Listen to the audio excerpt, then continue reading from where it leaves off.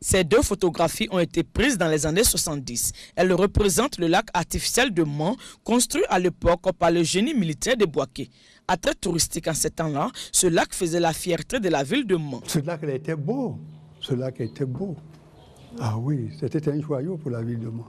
Et à l'image de ce joyau, Mans, belle et propre, était surnommé Yacouba-Dougou Paris, ce qui signifie le village de Yacouba qui ressemble à Paris. Les rues venaient d'être tracées, le goudron, donc vraiment la ville respirait bien. Aujourd'hui, la ville de Mans ne respire plus, elle étouffe.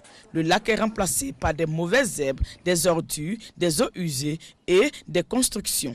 Hélas, la belle cité des montagnes, fortement éprouvée par les nombreuses années de crise, présente un visage agonisant.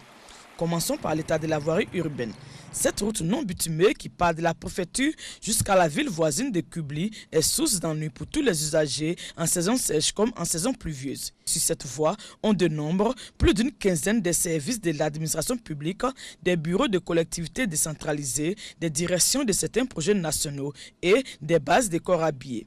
Ajoutez à cela les rues et avenues du centre-ville avec un bitume fortement dégradé et les voies de presque tous les quartiers sont sans bitume. Au chapitre de certaines infrastructures ordinaires, Mans fait également piètre figure.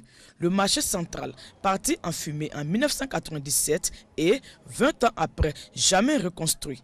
Promiscuité et insalubrité, un décor dans lequel baignent depuis lors commerçants et usagers désabusés.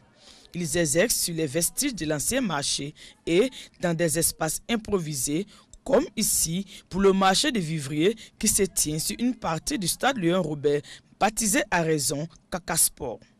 Et justement, le stade Léon-Robert, une infrastructure acquise à l'époque des fêtes tournantes de l'indépendance, est aujourd'hui très mal en point. De ce fait, les principales rencontres sportives de la région se tiennent ailleurs. Et il n'est pas rare de voir dans la ville des bâtiments portant encore les stigmates de la décennie de crise et aucune réhabilitation à l'horizon. Venons-en à la question de l'assainissement et de la salubrité urbaine.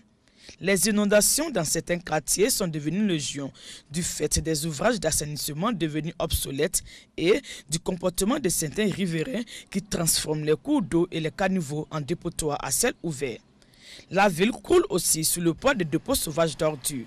Plus de 200 000 habitants pour un seul camion de ramassage d'ordures, l'autorité municipale fait ce qu'elle peut et demande de l'aide. On est obligé de faire le tour de toute la ville de Mans avec un seul camion par jour. Ça paraît vraiment assez difficile.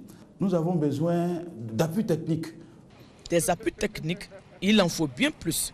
Il est grand temps que Mans, chef-lieu de la région du Tonkpi, refasse sa toilette pour retrouver son lustre d'antan.